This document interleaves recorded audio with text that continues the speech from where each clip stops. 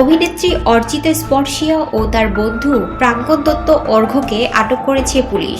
গভীর রাতে মদ্যপ অবস্থায় পুলিশের সঙ্গে বাজে আচরণ করার অভিযোগে তাদের থানায় নেয় ধানমন্ডি থানা পুলিশ।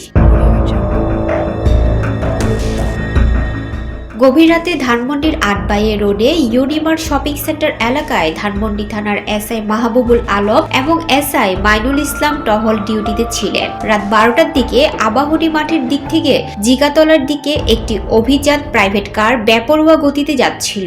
ইউনিমার্টের সামনের সড়কে একটি রিকশাকে ধাক্কা দেওয়ার উপক্রম হয়। এসআই মাহবুব গাড়িটি থামার সংকেত দেন। ওই গাড়িতে ছিলেন অভিনেত্রী স্পর্শিয়া ও তার বন্ধু প্রাঙ্গণ দত্ত অর্ঘ্য।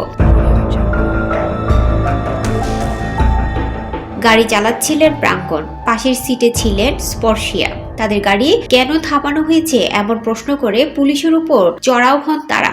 পুলিশের সঙ্গে খারাপ আচরণ করেন তারা। মদ্যপ অবস্থায় কিনা প্রাঙ্গণের কাছে জানতে চায় পুলিশ। এই সময় প্রাঙ্গণ বলেন তার মদ পানের লাইসেন্স রয়েছে, কিন্তু তখন লাইসেন্স দেখাতে পারেননি। এক পর্যায়ে গাড়ি সহ তাদের ধানমন্ডি থানায় নেওয়া হয়। এমন অবস্থায় প্রাঙ্গণ মুচলেকা দেন থানায়। এরপর স্পর্শীয় ও তিনি ছাড়া পান। মদ্যপ অবস্থায় থাকার কথা মুচলেকায় উল্লেখ করে প্রাঙ্গণ, যদিও সেখানে স্পর্শিয়ার নাম উল্লেখ করেননি। এই বিষয়ে এসআই মাহবুব বলেন, গাড়ি কেন থামানো হয়েছে এই প্রশ্ন তুলে প্রাঙ্গণ খারাপ আচরণ করেন। স্পর্শীয় চিৎকার চেঁচামেচি করেছিলেন।